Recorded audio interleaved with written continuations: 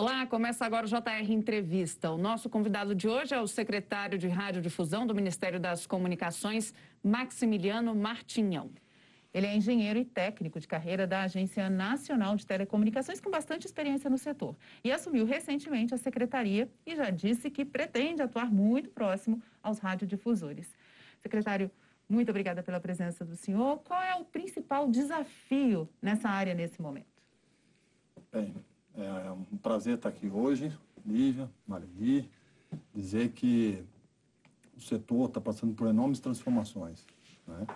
Nós temos a digitalização do setor de radiodifusão, principalmente com a televisão. Nós temos a implementação de todo o processo de digitalização da economia brasileira, por meio da transformação digital. E nós temos também a digitalização dos processos econômicos da sociedade brasileira, né? E aí eu considero muito importante a decisão estratégica do governo federal, do presidente Bolsonaro, em recriar o Ministério das Comunicações. A pauta de comunicações estava concentrada antes junto com a ciência e tecnologia, e agora tem um ministério específico tratando desse tema, e isso é bastante relevante. Por quê? O setor de TICs no Brasil representa 7% do nosso PIB. A agenda de telecomunicações, hoje, no momento de pandemia, a gente não consegue, por exemplo, viver sem o nosso celular. As pessoas em casa estão assistindo aula, estão recebendo notícias de seus familiares por meio de seus celulares, e mais a inclusão digital vai ser importante. Do outro lado, a radiodifusão vem prestando um serviço fundamental ao país. Não fosse a radiodifusão, hoje em dia, milhares de crianças no país não estariam assistindo suas escolas. Porque, por meio da radiodifusão, as crianças estão tendo aulas. E a radiodifusão, hoje, responde por 1% do PIB brasileiro, emprega em torno de 700 mil pessoas no Brasil todo. Então, eu considero que os desafios para o setor de comunicações são enormes, mas o governo federal tomou uma decisão muito importante ao recriar o Ministério das Comunicações para dar destaque a essa pauta. Isso que eu ia perguntar para o senhor, o que muda exatamente com a recriação desse Ministério das Comunicações, ainda mais nesse momento que a gente está vivendo agora? Muito boa pergunta. O Ministério, antes, como eu mencionei, estava junto com a Ciência e Tecnologia. Agora temos um ministro de Estado, o ministro Fábio Faria, um experiente deputado e agora ministro, que está responsável por elaboração de todas as políticas de telecomunicações e por todas as políticas relacionadas à radiodifusão e também pela comunicação social do governo federal. Tá? Esse ministério que nasce com essa competência, ele nasce também alinhado com o que há de mais moderno no mundo. Eu já participei de reuniões em fóruns internacionais em que governos estrangeiros possuíam ministérios dedicados exclusivamente com essa pauta de comunicações. Tamanha a importância que as comunicações estão tomando e já tomam na nossa vida diária. Você vê, por exemplo, na questão da pandemia, né? Na pandemia, durante a pandemia, a radiodifusão, por exemplo, está oferecendo informação às pessoas. Informação sobre como se precaver da doença, informação como obter um remédio, informação como está a situação dos leitos dos hospitais. Isso tudo por meio da radiodifusão. Isso tudo por meio dos sistemas de comunicação. Daí decorre a importância da gente ter um ministério dedicado para isso, né? Não fosse a situação em particular da pandemia, nós já demandaríamos ter um ministério dedicado às comunicações pelo simples fato da importância estratégica, pela importância econômica e pelo impacto que está tendo na nossa vida diária as telecomunicações e a radiodifusão. Agora, Secretário, o setor espera isonomia na disputa de mercado com as empresas de internet que pagam menos impostos, né? Como é que está sendo tratado essa questão? Isso é uma questão muito importante, Lívia. Esse é um tema que é recorrente no setor de comunicações, no setor de serviços, né? Aquelas aplicações que são disponibilizadas via internet, elas nascem livres, leves e soltas, enquanto nós temos os serviços tradicionais regulados de maneira muito pesada, com diversas exigências do poder público. A questão aqui, Lívia, não é a gente buscar tratar a internet da mesma forma como tratamos os serviços tradicionais, ou seja, vamos tratar todos de maneira extremamente regulada, mas tentar encontrar a maneira, e esse é o desafio que o ministro Fábio Faria me colocou, encontrar a maneira de você tratar os serviços tradicionais de telecomunicações, de radiodifusão, de forma a desonerá-los do excesso de regulação, para tentar equilibrar o jogo, seja do ponto de vista de obrigações regulatórias, seja também do ponto de vista de obrigações tributárias. A gente tentar equilibrar esse jogo, porque se nós estamos falando de um mercado em que os agentes econômicos devem concorrer de maneira equilibrada, não pode um correr a maratona livre, leve e solto, enquanto o outro corre com duas bolas de ferro. Agora, a gente tem que encontrar a forma de fazer essa desregulamentação. E isso, né, é uma pauta do nosso ministério setorial, mas é também uma pauta do governo federal. O governo federal, por meio do Ministério da Economia, existe uma secretaria específica também tratando dessa pauta de desburocratização. Esse é o desafio que a gente tem que perseguir. Não é a gente buscar regular todo mundo, mas desregular e tornar mais livre, mais solta a competição entre os diversos serviços. E essa seria uma maneira do Ministério acabar auxiliando também nas demandas dessas emissoras que existem hoje, na radiodifusão também, desburocratizar é o caminho ideal? É isso que a gente vai buscar. É exatamente esse o ponto, tá? A gente já tomou algumas medidas relacionadas à desburocratização das atividades da radiodifusão, tá? Para se ter uma ideia, hoje, nós temos no país 18 mil estações de televisão. 18 mil estações de televisão. Nós temos 10 mil estações de FM no Brasil, registradas no Ministério das Comunicações. Cada estação dessa precisa de um processo de aprovação junto ao Ministério das Comunicações, junto à Anatel. Mais e mais as equipes do Ministério se tornam enxutas, e se a gente seguir fazendo as coisas da mesma forma, a gente vai travar o setor. Por isso que o ministro Fábio Faria me colocou a missão de encontrar na desburocratização a forma de agilizar o desenvolvimento do setor de radiodifusão. E o que a gente já fez? Nesses 60 dias que a gente está lá no Ministério, seguindo as orientações do presidente, as orientações do ministro Fábio Faria, o que nós já fizemos? Recentemente, fizemos uma mudança, edição de 3 decretos, que melhoram essa questão do licenciamento que eu mencionei. Então, se nós temos aí 28 mil estações de radiodifusão no país e elas seguissem todos os trâmites como eram, a gente ia ficar num inferno burocrático. Facilitamos a regularização dessas estações, melhoramos os processos administrativos, não para diminuir o controle, não, mas para tornar o controle necessário, ter o controle daquilo que é importante, que é relevante do ponto de vista da administração pública, né? E também para gerenciar o setor. Melhoramos isso, fizemos uma mudança recente, extraordinária, na minha opinião, que era um pedido de muito tempo dos radiodifusores relacionados à Voz do Brasil, e também criamos regulamentamos um novo serviço focado na Amazônia Legal. É o serviço de retransmissão de rádio na região da Amazônia Legal. Então, é perseguindo essas iniciativas que a gente vai conseguir apoiar o setor de radiodifusão, que está sendo continuamente desafiado pela internet. E fazendo isso, a gente consegue encontrar os meios para ele continuar sendo pujante e importante para o país.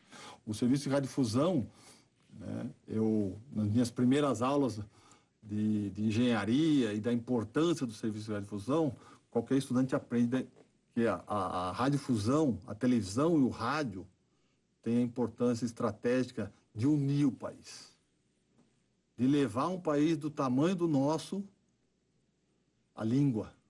Temos uma única língua num país continental, né? De integrar a informação jornalística de qualidade. Você saber o que está acontecendo no seu país, no momento que acontece, de maneira nacional. Então, a gente precisa continuar apoiando isso. A geração de conteúdo que emprega brasileiros, que ouve a cultura local. Isso é fundamental, a gente deve continuar fazendo isso. E para continuar fazendo isso, a gente tem que apoiar o setor de radiodifusão. E aí o senhor acha que também tem importância nesse momento, então, aí uma revisão do marco legal do setor de radiodifusão? Com certeza. A gente tem um marco legal. A televisão, esse ano, ela cumpre 70 anos de existência no país. A televisão.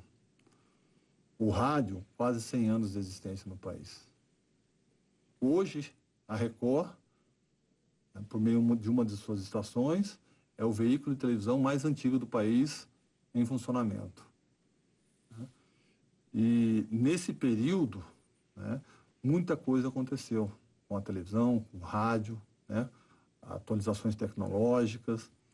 Na última semana, no último mês, quer dizer, né, nós aprovamos uma política industrial para o país, em que os televisores aqui no Brasil eles serão dotados de um sistema chamado Ginga-D, que no setor de radiodifusão é conhecido como Digital Television Play, DTV Play, né?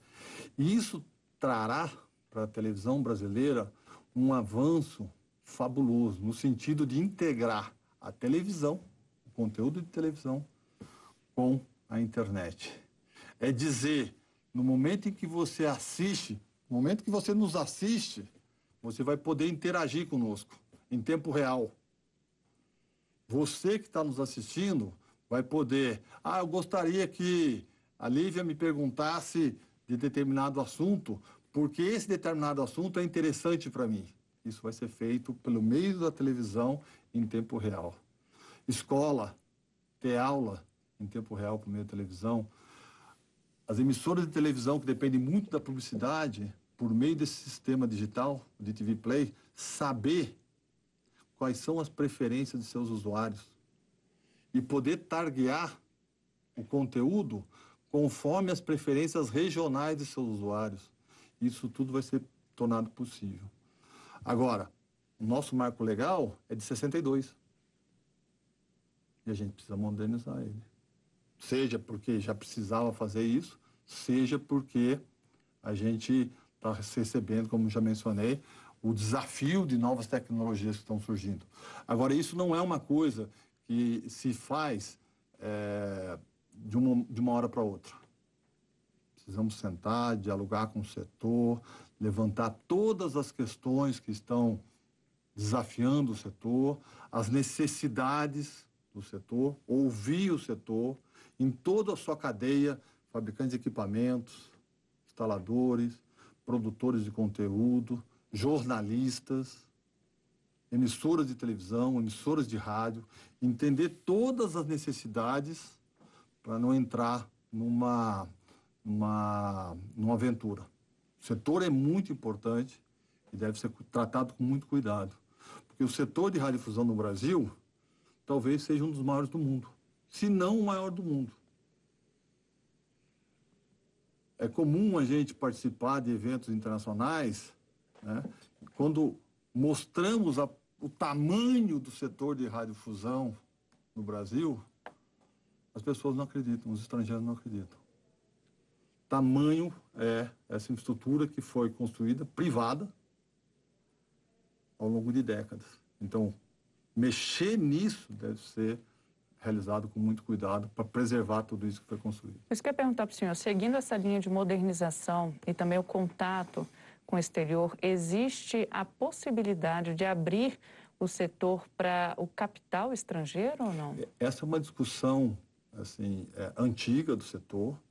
Lá atrás havia uma preocupação estratégica do ponto de vista quem vai deter o conteúdo jornalístico, cultural, que é transmitido por meio de uma emissora de radiodifusão, mas é uma discussão que certamente será feita.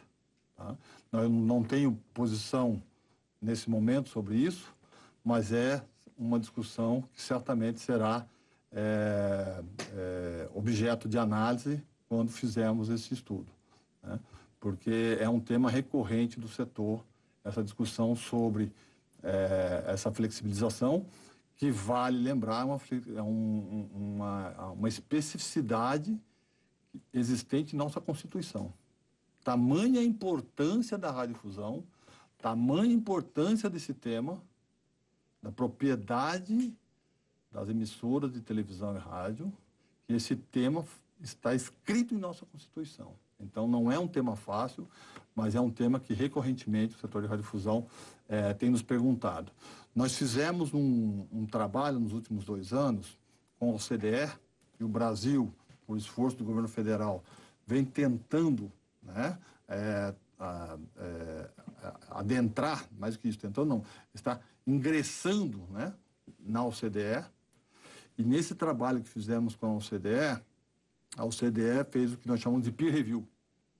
Ela traz um conjunto de especialistas para o Brasil e esses especialistas, eles avaliam as condições do setor que está sob análise, no caso, telecomunicações e radiodifusão, e aí na radiodifusão eles fizeram uma série de apontamentos.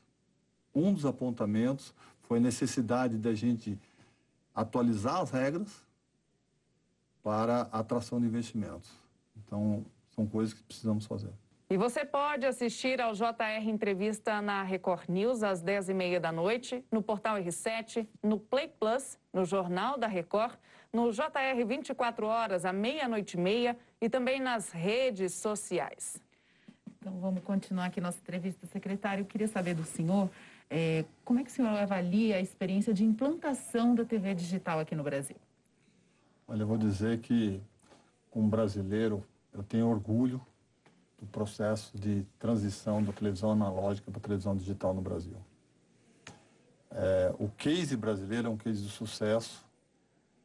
Na véspera de começar a transição do analógico para o digital aqui no Brasil, eu era secretário de Telecomunicações no governo federal e, à época, a gente estava estudando o processo de transição e eu enviei um dos meus assessores para verificar como estava sendo o desligamento do país amigo, né? E o que aconteceu foi que o processo nesse país amigo não aconteceu de maneira satisfatória e eles tiveram que interromper. Aqui no Brasil, o processo foi de uma tranquilidade que nos fóruns internacionais, o processo aqui no Brasil é tido como um caso de sucesso e uma referência para o mundo. Porque foi feito por meio do desligamento da televisão, por meio da implantação do 4G, se aproveitou um leilão da Anatel de implantação do 4G no Brasil, e aí se colocou obrigações para os operadores de telecomunicações em apoiar a migração da televisão analógica para a digital. E criou-se um grupo na Anatel chamado GIRED, que cuidou de todo esse processo, fez de maneira tranquila e extraordinária. E eu, pessoalmente, Lívia, eu tenho um caso pessoal, que assim, vindo para cá, eu gostaria de dizer, até em honra à Record, porque o primeiro desligamento foi na cidade de Rio Verde, em Goiás, né? E eu estive lá. E mais do que estar lá, eu estive na estação da Record, né, quando ela foi desligada. Fisicamente, eu fui na estação da Record e participei do desligamento do transmissor analógico lá em Rio Verde, e foi uma experiência extraordinária que eu agora tenho excelentes lembranças. Mas aqui no Brasil, esse processo foi de uma maneira muito tranquila. Desligamos aí em torno de 1.400 cidades já, e o sinal digital já chega, com nova qualidade, alta definição, novos serviços, para 140 milhões de pessoas no Brasil. Agora tem a próxima parte. E a próxima parte a gente tem, que é o que nós chamamos de segunda fase, começa agora e vai até 2023, quando a gente termina de desligar todo o resto do país. Obrigada, secretária. A gente vai fazer uma rápida pausa e depois do intervalo, a importância da radiodifusão em tempos de pandemia de coronavírus. Até já. De volta com o JR Entrevista. Com a gente aqui o secretário de Radiodifusão do Ministério das Comunicações, Maximiliano Martinhão. Qual que é a importância, secretário, da rádio e TV durante esse período da pandemia? Explica pra gente um pouquinho. Fundamental. A importância da radiodifusão nesse período de pandemia, ela é fundamental. Eu já tive a oportunidade de mencionar como a radiodifusão tem prestado serviço à população brasileira por meio de informação sobre cuidados médicos, informação sobre situação dos hospitais, sobre como obter benefícios sociais, etc. Mas a radiodifusão tem, por meio de sua infraestrutura, que cobre todo o território nacional, ela tem também, mais recentemente, oferecido apoio à educação. Tem a questão da credibilidade ali nas aulas, né? Tem a teleaula. Sabemos que as crianças estão fora das escolas, que os governos, o governo federal, estadual, municipal, estão se esforçando em manter a regularidade escolar, né? Mas houve, por meio de um pedido, né, do governo do Paraná e também do governo de outros estados, junto ao governo federal, o pedido da flexibilização de uma regra que existe para a televisão chamada de multiprogramação. O que é isso? Hoje, uma emissora de televisão, quando ela transmite sinal, ela transmite um único conteúdo. E essa regra de multiprogramação permite agora que as emissoras de televisão transmitam até 4 conteúdos. O conteúdo principal, um conteúdo de educação, de saúde e de ciência, tecnologia e cidadania. Tá? E com isso, os estados estão organizando parcerias com as emissoras de radiodifusão e cuidando para que, por meio da programação, da multiprogramação, as crianças possam acessar as aulas de seus professores. Então, é dizer, em determinado horário, ela sintoniza o canal de televisão, tem lá a aula da 4ª série, em determinado horário tem da 5ª série, 6ª série, 7ª série, 8ª série, 9ª série, 1º grau, 2º grau, 3º grau do ensino de 2º grau, né? 1º ano, 2º ano, 3º ano, 2º grau, né? E mais do que isso, né? Sabemos que a radiodifusão, no seu conteúdo tradicional, tem muita seriedade, muita responsabilidade, e ela tem, ao informar a população, cuidado de informar a população com conteúdo de qualidade, como sempre fez. Mas nesse momento de pandemia, com muito mais importância para a orientação das pessoas. Lembrando que você pode assistir ao JR Entrevista na Record News às 10h30 da noite, pelo portal R7, no Play Plus, no Jornal da Record, no JR 24 horas, à 00h30 e também nas nossas redes sociais. Secretário, como é que foi esse processo de migração das rádios AM para FM? É um processo demorado? Ainda está acontecendo? Como é que é isso? Esse processo está acontecendo, Maravilha. E é um processo muito importante. As estações de AM no Brasil prestaram um papel muito importante no desenvolvimento das comunicações do nosso país. Só que, com o passar do tempo, elas começaram a perder a atratividade e a audiência dos seus usuários. E aí que o governo federal veio com uma política permitindo que quem operasse na onda média pudesse migrar para o FM. A questão é como a gente imaginar, fazer um paralelo, é como a televisão analógica e a televisão digital. Você sai de um ambiente em que você tem determinada qualidade, vai para o mundo digital e a qualidade melhora. Mesma coisa, você sai da onda média, onde você está sujeito a uma série de questões técnicas que podem prejudicar a qualidade do serviço, e você vai para o FM, onde a qualidade do serviço é muito melhor. Já migramos milhares, já tratamos de milhares de migrações no Brasil inteiro, restam ainda em torno de 400 migrações no Brasil, tá? Esse processo está acontecendo, esses últimos 60 dias mesmo, o ministro Fábio Faria autorizou a migração de em torno de 34 estações, temos outras 30 para serem migradas nos próximos dias, né? E é um processo importante, porque revigora as estações, traz um novo serviço para a FM, traz oportunidade para aquela emissora de radiodifusão continuar seu serviço, diminui custos delas. Então, é uma política que a gente entende muito importante para o setor de radiodifusão e está sendo continuada. Existe uma questão ainda, principalmente em capitais, onde o espectro de FM está congestionado, mas aí a gente tem que fazer elogios ao trabalho que a Anatel vem fazendo, de fazer os ajustes técnicos nas condições de operação de estações de FM, de forma que a partir de novembro, se tudo der certo, com esses ajustes técnicos, haverá mais espaço na radiodifusão para a gente encaixar as novas migrações de AM para FM. O JR Entrevista faz um pequeno intervalo. No próximo bloco, o futuro da radiodifusão.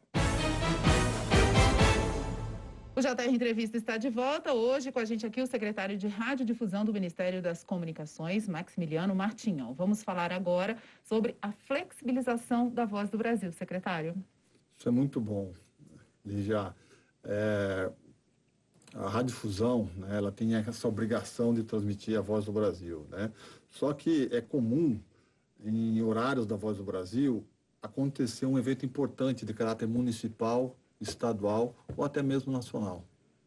E aí ficava com essa obrigação. Você imagina, no passado, tivemos aí a Copa América, alguns jogos da Copa América coincidiam com o horário da Voz do Brasil, e aí a cobertura das estações de rádio ficava prejudicada por causa do horário da Voz do Brasil. A gente criou a flexibilização para atender uma demanda antiga do setor, de forma que, nesses casos, a gente vai poder flexibilizar ou até mesmo permitir que não seja veiculada a Voz do Brasil. Secretário, também tem essa questão do leilão, né, da 5G, e existe um contraponto aí com as parabólicas. Há a possibilidade de eliminá-las ou não? É uma grande preocupação para que isso não aconteça, não é mesmo? Exatamente. O Ministério fez uma política no sentido de assegurar que todo brasileiro que receba o sinal de televisão por satélite, por meio da parabólica, não seja prejudicado pela introdução do 5G. Há uma questão técnica de que o sistema 5G possa interferir nas parabólicas, mas a política do Ministério é voltada para que não haja essa interferência, não haja o prejuízo ao usuário de radiodifusão nesse processo. Secretário, para finalizar, vamos falar um pouco de futuro da radiodifusão aí. Quais as inovações, regulamentação, o que vem pela frente? Como a gente conhece o setor da radiodifusão e a gente mencionou, nós temos aí 70 anos de televisão, mais quase 100 anos de rádio, né? Nós temos uma legislação que data de 62, isso tudo a gente precisa modernizar. O que eu tenho de certeza para dizer é que a radiodifusão, ela sofre ameaças, ela responde aos desafios, ela reage e ela permanece. Ainda mais num país como o nosso, em que ela produz conteúdo, integra o país, né? Ela vai continuar existindo, se modernizando e cada vez mais prestando serviço ao nosso país. No que depender do Ministério das Comunicações e do governo federal, a gente vai continuar apoiando o futuro e o desenvolvimento da radiodifusão no Brasil. O senhor acha que é um setor que vai continuar sendo estratégico para o país? Com certeza, mas sem sombra de dúvida, né? E a tecnologia de radiodifusão, ela vem se atualizando e agora com as melhorias, com os avanços que a gente criou, com o Ginga-D, o Ginga D, um sistema brasileiro desenvolvido aqui, né, com a multiprogramação, com alta definição, com a integração com a internet, a gente permitindo tudo isso, mais e mais a radiodifusão vai continuar importante para o nosso país. Agora, secretário, qual que é o futuro? A gente vê aí a televisão, né, estando cada vez mais acessível, o telespectador conseguindo interagir.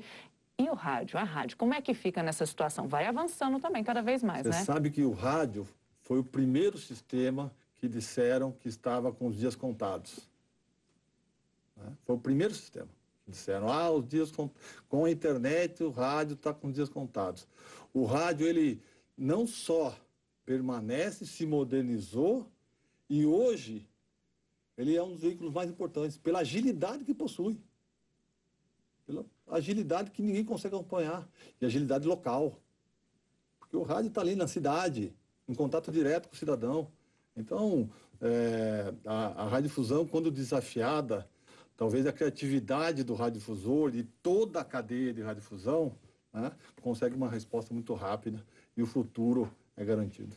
Secretário, obrigado pela participação aqui com a gente hoje. Eu que agradeço. Foi um prazer. O JR Entrevista fica por aqui. Lembrando que você pode assistir ao programa na Record News, às 10h30 da noite, no portal R7, no Play Plus, no Jornal da Record, no JR 24 horas, à 00h30 e também nas nossas redes sociais. Obrigado pela entrevista, secretário. Obrigada também a você pela sua companhia e até a próxima.